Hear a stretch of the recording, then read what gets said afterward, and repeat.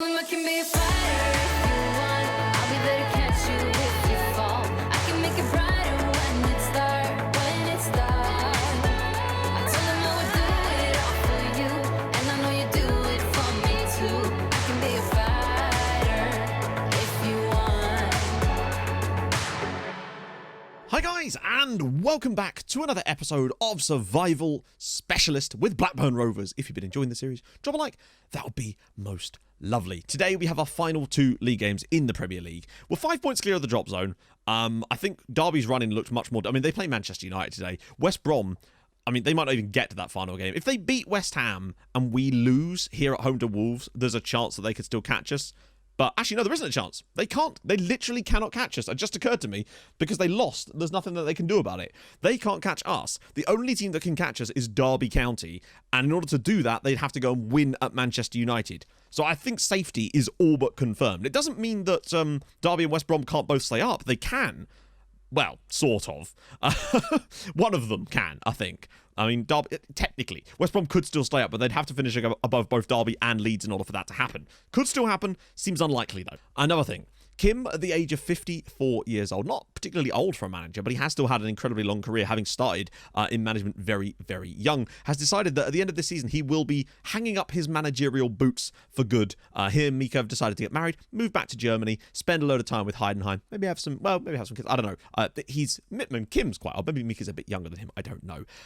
So yeah, Kim's managerial career ends with Blackburn Rovers, and hopefully he can end on a high, maybe try to get them to 40 points. Just breaking character for a second. Essentially, the reasoning is because there's simply not going to be enough time for another full season of this before the looking forward that I have scheduled basically for this save in order to get stuff done for FM22. So apologies about that. But I felt like it was rather this than trying to rush things, essentially. So there will still be more content on the channel over the next week or so because we've got some other stuff coming up that's sort of separate to that, as well as updates about what's going to be happening with FM22, as well as some other videos I have planned, including the best 11, and we've also got a Twitch recap on there as well. So, drifting away, we're going to look at that League One thing later too, because there's some mad stuff going on there, and I really want to see what happened with it. I've been building this up for a while now. I realise that it's probably not that exciting, but to me it is, because I'm an anorak like that. Let's go. Blackburn versus Wolves.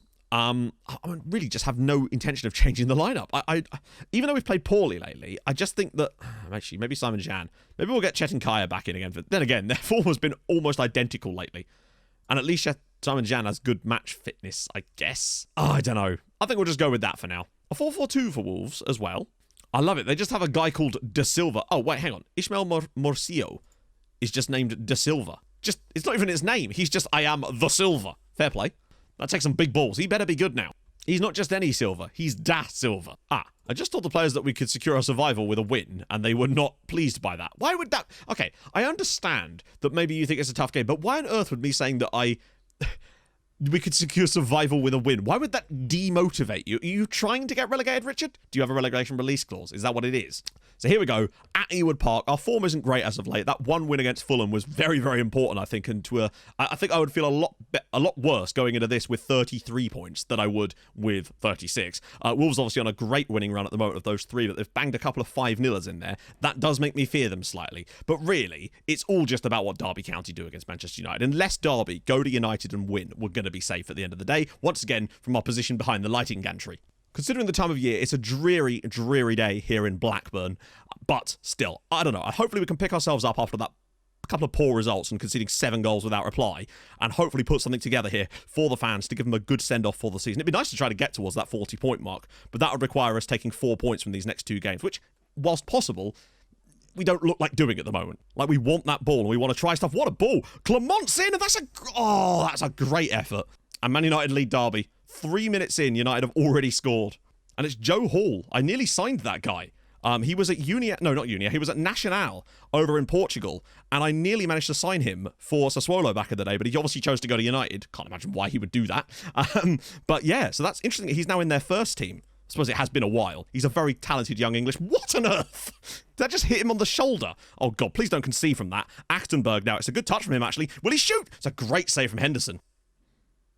Oh, that's a shocking one from Velarde. He's gone flying through, and yeah, instant red card, and wow, okay, here's a chance for a win then, surely. Lopez's ball, Micah will collect it, but that's brilliant now. 22 minutes on the clock, and Wolves are already down to 10 men. What is he doing? Standing in front of the keeper. Oh, go on, boot it at him. You know you want to, keeper. Oh my God, they might... Surely not. Oh, it's... What an absolute cluster of play from Wolverhampton Wanderers. It's Blackburn 1, Wolves 0, and Vicente Lopez has got it. First the red card, then whatever the hell this is. Then the keeper just boots it straight at Richard Pato. Then Clement's... Well, Norberg's shot is blocked, comes to Vicente Lopez. The keeper can't then keep it out. It's 1-0 to Blackburn. Finally, we're looking a bit better here. And again, intercepting it better. Where was this in the last couple of games? That desire to intercept passes and getting involved in the play a bit more. Antonio with the shot deflects into the path of Michael. 2-0. Now, Man United, 2 goals to the good. We're a goal up. No, we're not. We're 2 goals up as Paulo Fabro makes it 2-0 to Blackburn Rovers. Oh, that home record really has helped us out a lot there. That was more of our own doing, as Man United have actually now gone 3-0 up and they've missed a penalty. Derby County had 1 opportunity, really, and they are ballsing it up dramatically. I wouldn't be surprised if they conceded about 7 in that game now, because they'll be just going for it, and now we're 2 goals up. Come on. Pato could just pop this back post, perhaps. Nope. Goes for Gunnerstein. Nice little bit of build-up from us. And Norberg! Wow! It's 3-0 Blackburn and Alexander Norberg. Wolves could be on the end of an absolute pounding here, which is ironic considering they've been dishing them out left and right lately. But that early red card for Velarde has made an enormous difference in this match. We were still on top, I would say, before that, but it was much, much more even. It's a lovely pick-out from Gunnerstein here, but then Lopez just pops it around the side. Norberg with the first-time shot on his left foot, and it's 3-0, and we are staying up, boys. Oh, Clement, is he lining one of these magical free kicks up? And he is, and it's 4-0. Mohamed Clement has drilled one from a long way out, and it's Blackburn 4, Wolverhampton Wanderers 0 in the first half. Okay. Yeah, they just look completely at odds and ends without. How much whip did he get on that? It's not even the best free kick, and Mikhail in goal for Wolves has had a dreadful day. The fact that we're 4-0 up with that XG is actually kind of nutty, but... hey, we'll take it. Derby have a goal back. It's not going to matter. They need Wolves to score 5 against us, and they need to score another 3 themselves. We're staying up. And at the moment, we're staying up in consummate style right now, which is fantastic. We could be on for our biggest win of the season as well, as Norberg now brings it down. 4-1 now to Man United. They've immediately put Derby back in the bin. To be fair, we kind of needed this just to sort of dig that goal difference out of the mud a little bit. Not that it really matters now, but still, it's nice to not finish with the worst goal difference in the league, ideally. I mean, staying up's the key part of that, obviously. Pato. Marcus Antonio. Oh, what a strike. Alarcon. That's a nice play, actually, from Wolves. Good tackle on him and drilled over the bar. Well, it's 4-2 to United over Derby. I mean, they've done valiantly, I suppose. Oh, as Norberg heads us 5-0 up. I wasn't even expecting a goal there. Ivan Taplovic off the bench, whips it through, and Norberg completes another fantastic brace for him. I say another. I think he has got one other. Leeds have got to go back against Spurs, but it's 5-1 there. They could still go down, technically. It's a lovely ball in from Ivan Taplovic. Norberg left completely unmarked, nearly in the 6-yard box. Makes it 5-0. I'm fairly certain that Wolves are down to 9 men. I think. It seems that we've almost gone a bit easy on them as Palace take the lead against Man City. Good Lord. City, I think, have already won the league as a result. Oh, maybe they haven't, actually. Pato now. He could do with a goal. But yeah, Wolves finishing this game with 9 men. It's not ideal for them here. They've handed out a few 5-0s lately, and we're now handing them one back here. Which is very satisfying for us, really. After the way we've played lately, to suddenly come out here now that the pressure's basically off and get a 5-0 trashing of Wolves. But it does look, for all intents and purposes, as if Blackburn will be staying in the Premier League next season. Blackburn Rovers 5, Wolverhampton Wanderers 0. That's some way to confirm your survival with a 5-0 hammering of a team that's probably quite a lot better than us. But that the red card and the injury to Achterberg in the 77th minute meant that Wolves finished with 9 men. To be fair, we didn't actually score after that. Just out of pure, decency, really. Didn't actually create that much, but still managed the 5 goals in this one. Norberg, Clement, Fabro and Lopez. Brilliant stuff. Amazing. That is us officially staying up. 39 points on the board. Helps the goal difference a little bit come back on that one. Chelsea beat Norwich. Palace do beat City. But it doesn't matter. City are champions anyway. Fulham beating Leicester away from home is quite a result for them. Liverpool beat Everton. As you can see there, Derby 4-2. That actually could have been a lot worse for them, but that does not confirm their relegation. Oh, hang on, wait. West Brom scored. I didn't even see that. West Brom got a late goal against West Ham and could actually still stay up. If Leeds United lose on the final day, I did warn about this, the potential for Leeds to actually technically could finish below both of them if things go poorly for them. And a 5-1 defeat to Spurs has certainly not helped out their goal difference by any means. We will be staying up. The highest we can finish is where we already are, and the lowest is technically 16th, which is actually very doable given that, goal difference and all that. But it's that battle, Leeds, West Brom and Derby on the final day. Let's go there. Right then, we're back. Final game in charge of Blackburn Rovers, and the final game in Kim Min's managerial career. Also, in the last video, I posited about the idea of doing another sort of from the shadow save. And in that video, I talked about how I was looking at teams outside of England. I've kind of rethought that. And in fact, now, if you have any ideas for teams that are sort of maybe not London or Birmingham based, just because there's so many teams already in those cities that are sort of football league sides. So if you know any teams that are like lower league, like outside of the football league, from sort of other major UK cities, be that Manchester, Liverpool, Newcastle, anywhere like that, then do let me know. I'm curious about their histories, and that might be something I would definitely be looking into. Here it is. Kim basically gets to have a lovely little swan song here. That's really what this is for him today. It's a game. Blair Henderson picked up an injury, annoyingly, and I probably will not be able to start him today, and that's fine. Despite Kevin Bragg being a whiny little man, despite being 35, we're going to start him for today's game anyway. I'm also going to give Ivan Taplovic a little run out, because he got that lovely assist for Norberg late in that last game, and I'm also tempted, while we're at it, to give Stuart Humphreys a little run out on this right-hand side too, along with Chet and Kaya, because I think he deserves a little chance to show what he can do in this final game of the season. So, yeah, let's crack this. Let's see what system they're going to play. Standard sort of stuff there, it would appear. Magnus... No way. Of course, it is definitely him, isn't it? Yep. Of course it's Magnus Nissen. Oh, so I remember selling him to Everton for loads of money. But it appears that Everton... look at that. 4 years and he made 27 Premier League appearances for them. So I paid 20 million in total. There was clauses in there too, to get him to Sassuolo. And he actually had a good season, but once we had Overmars, it was just never necessary. So I moved him on to Everton for 27 million. And look at this. To be fair, 22 Premier League matches, with a load of starts in there too, and he only got 4 goals. And then the next year, 2 and 2. And then they just didn't play him anymore. And then none in 1, or none in 2, and then none in 1. And that was the whole of last season as well. And then to West Ham for 7.5 million. To be fair, 16 goals in the Premier League this year for Magnus Nissen is pretty good. And let's be honest, he's still got a hell of a career ahead of him. He's only 24, really, and he's a fantastic striker. Maybe he just needed the right club, and it appears that West Ham is that club. 12 goals for Denmark as well. They have to change the camera position at Ewood Park. I'm sorry. You can't have a camera mounted behind a light gantry. It's just not how this thing should work. I didn't even get to see the team going out there, but Kim Min was giving himself a little he was given a guard of honour, of course. He kept Blackburn in the Premier League. He's ending his career, despite only being the age of 54. He still had a good managerial career, like a very good managerial career, lasting well over 20 years. Starting in management so young and winning the top. Well, look at that. West Brom straight out the traps there. This relegation battle at the bottom is going to get very, very interesting indeed, as West Brom, as you can see, a win for them and a loss for Leeds at Manchester United. Oh, Bustos has gone off injured though. Would see West Brom stay up incredibly. Anything going to happen in our game at all? There we go. Something's happening, although it is actually a free kick to West Ham as Hamilton strike, and Kevin Bragg can't keep it out, and Keith Hamilton makes it 1-0 to West Ham here at Blackburn. Oh, well, it would be nice to go out with a win right now, but it's not the end of the world if we don't. But, I mean, it's a very good free kick. Maybe Bragg could do it. I don't know. He gets a hand to it, but it's not enough. Okay, maybe we can get straight back into this as Lopez can deliver something magical maybe for us here as Egbo over the bar. And I think Leeds are losing at Manchester United. As things stand, West Brom would stay in the Premier League at the expense of Leeds United. That draw that Leeds got against Southampton and then throwing away results elsewhere could well be what will cost them a place in the Premier League, despite the huge gap they once had. Clement, he has to shoot and he doesn't. Well, he does, but it's blocked. He might well keep this in, actually, Mohamed. Or just run it clean out of play. Either's fine, I guess. And it's 2-0 to West Brom through Ormsby as well. They are very likely to stay in the Premier League at this rate. Well, that was a dreadful first half from both teams, to be honest. But it's going to require quite some swing now for West Brom to not stay in the Premier League at this rate. Leeds United might well have sunk themselves here. Pato with the long ball, and Norberg might get a chance to bring this out the air. He does! Alexander Norberg! Good save from the West Ham keeper. That's the first real opportunity we've had in today's game, and he really has to do better with that, to be honest. Norwich have gotten back against West Brom. So technically that could save Leeds if West Brom throw away a 2-goal lead in a must-win match against a team in the relegation zone who are already relegated. It's really completely in their own hands at the moment. I don't see Leeds coming back against United. Gunderstein! Blackburn 1, West Ham United 1, and Magna Gunderstein makes it 1-1. It's a lovely low drilled effort into the bottom corner, and hey, that'll give the fans something to celebrate about. In the second half, we've definitely stepped it up a bit, found a few little opportunities, that one with Norberg. Who was this with the pass? Was it Clement? Look at this for a pick out. Gunderstein gets it out of his feet and just drills that one, and the keeper can't react fast enough. It's 1-1.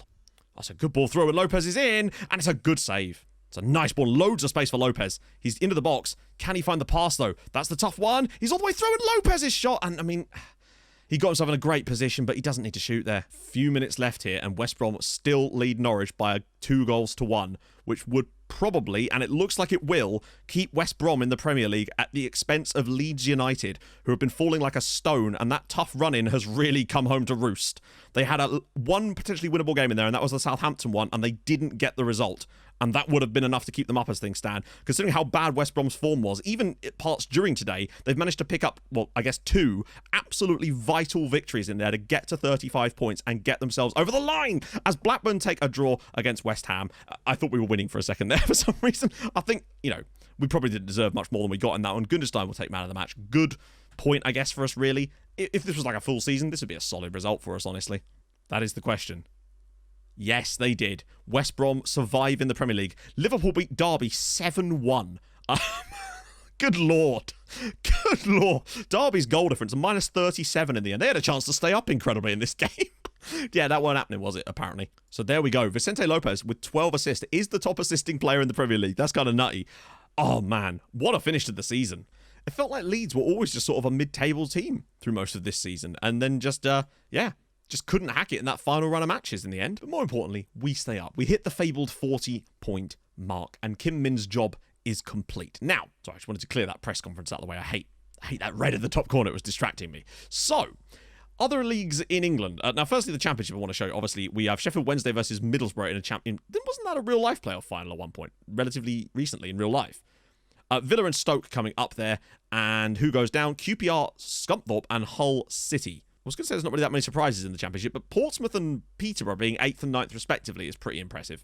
But now I want to show you League One. So Millwall versus Rotherham is the final. That is not what I found odd. Yeah.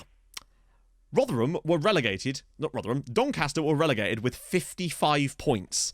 But more importantly, look at how tight the bottom of this league is. Plymouth came 23rd in the league despite getting 52 points. Now, I know teams get relegated with like relatively high points tallies, but still, more than a point a game is quite something. I remember Peterborough got relegated from the Championship once with like 51 points or something, but 55 points to get relegated from League One. That to me feels like an extreme amount. Bolton survived in the end by getting 56 points. They had to win 16 times to stay up in the league in just League One, but look at how tight it was from basically. That's kind of nuts that you could finish 10th and be 7 points from relegation. It's genuinely crazy, man. Or, even more so, like 13th place is 4 points above the drop zone. Look at how any of those teams could have tumbled around towards the end of that season. It's utterly ridiculous. The only team that really sort of struggled overall was Accrington Stanley, who got 28 points. And look at the goal differences on some of these teams, despite getting relegated. Just an absolutely nutty league. And now to the other main leagues. So it hasn't actually finished yet, but Real Madrid are staying up. They're definitely staying up. They're also winning the title ahead of Atletico, Barca, and Real Sociedad once again into the top 4 there. Elche did in fact go down very comfortably in the end, and I do wonder if maybe we should have taken that job as things go. Mallorca looking like they're going to go with them. Well, they've already gone. And Alaves probably. There's a strong likelihood with them being away at Valencia on the final, they'll probably take the drop as well. Albacete, though, did get into the playoff spot, so that's nice to see. In Ligue 1, there is genuinely, albeit a small chance with PSG going away to Reims, that, maybe Lyon could win the title. Maybe finally someone in this save other than PSG could win the title. Who knows? Toulouse go down, Le Havre down there as well, and Montpellier sort of occupying that spot. Still one game to go, though, so you just don't know. In the Bundesliga, Düsseldorf versus Karlsruhe is the playoff game. Heidenheim. Dear. Maybe Mika might be looking for a new job. I don't know. Maybe they'll keep her on. It's only the Bundesliga's Vi. I'm sure they can still afford a PR lady, right? Because that's been terrible for them this season, sadly. Just minus 44 goal difference, and they feel like they've been relegated for a while now. Well, at least confirmed in some form of relegation, as Köln go down with them as well. Dortmund, champions of the Bundesliga with Leipzig, Bayern, and Bayer Leverkusen in there too. Gladbach and Hertha qualify for Random Europe as well. In Serie A, well, would you believe it? There's a very strong chance that once more, Sassuolo will be champions of Italy. If they could just... they go away... Actually, wow, look at that. Juve versus Sassuolo on the final day of the season. A win for Juve would see them steal the title from Sassuolo right from under their noses. Hellas Verona actually relegated as bottom. Perugia, that team that we were nearly taking a job at, who were dreadful, might actually stay up, incredibly. Although they do go away to Inter on the final day, so it's unlikely. In the Eredivisie, Ajax win it, Utrecht second, Vitesse and PSV in there too. Where the hell are final? Down in 8th place. Den Haag survive very comfortably in the end, but still, given what we showed that they were capable of doing, I was hoping for better things from them this year if they just continued our style. For Leicester, well, would you believe it? They're a third-tier side again. Wow. Ermis don't really seem to have managed to get themselves any kind of momentum ever since being relegated again back to the second tier in Cyprus. The same can kind of be said of Szeged. They've got themselves sort of established back into the top flight, but they could have easily come 10th this season without a huge amount of effort. Although Ujpech win their second consecutive title now, so Puskás Academy are falling off a little bit, and Dios Jury are back in it. Obviously, we already looked at Osasuna with them being in the Spanish top flight, and I tend to not focus on them because I dislike them. Gorica, though, coming second in the top flight there. That's both on 69 points too. Only by winning the league by 5 in the end was Dinamo, but once again, it is another title win for the guys. So, there we have it. All in all, a very cushy finish to our time at Blackburn and our time in general as a manager. I really do hope you've enjoyed this series and the sort of content that's been coming out for FM21. Obviously, things will be back with FM22. I'm going to make a proper video about all the things that's going to be coming with that, because there's quite a lot of stuff to talk about, be it things like updates to things like the Patreon, streaming stuff, new types of videos I'm going to be making for the channel, both this one and the second channel. All sorts of new stuff, really, that's going to be coming, along with managerial votes for the next day. In fact, question for you in the comments again. I realize there's been a lot of that today, but still, who do you think should be the manager of the big main save on FM22 on YouTube? That is based on someone from either this part of the save or obviously the Outcast to Icons part. That's sort of all included. Although there is Bolton too, but I feel like it's really should be someone from this particular universe of saves. So do let me know who you think should be the manager there as well. I've definitely got a lot of ideas about what I want to do for FM22 and a lot of big plans to come. But yeah, I just wanted to say thank you for supporting the content over the last year and for, allowing me to make this my job. And I've had a great time doing it, and I will hopefully continue to have a great time doing it and hopefully make content that you guys want to see and take things to the next level with FM22 very, very soon. So yeah, expect to see some more videos about other stuff within the next within the next week. As for the looking forward, next Thursday, live on stream, 11 till 3, maybe a little bit longer over on Twitch, link in the description. Don't worry, it'll be on YouTube on Friday evening anyway, if you aren't able to make it, so do not worry. It'll be a bumper one. Essentially, it'll be the same kind of length as a lot of our other videos when we've done that before. It'll just be one condensed thing, but you guys will get to look up stuff in the database yourself. So I think that's going to be much more fun, and we get to enjoy finding random stuff together, like when Norwich became the best team in the world. Things like that. That's what happened last time we did something like this. So, if you've enjoyed this series and you've enjoyed the content this year, drop a like on the video. That would be tremendous. If you're new to the channel, subscribe as well. That would be lovely. Get ready for FM22. And yeah, obviously you know about the Twitch stuff. No need to beat your dead horse there. Lol. And I will see you guys very, very soon. Hold your gun. Capybara. Bye-bye.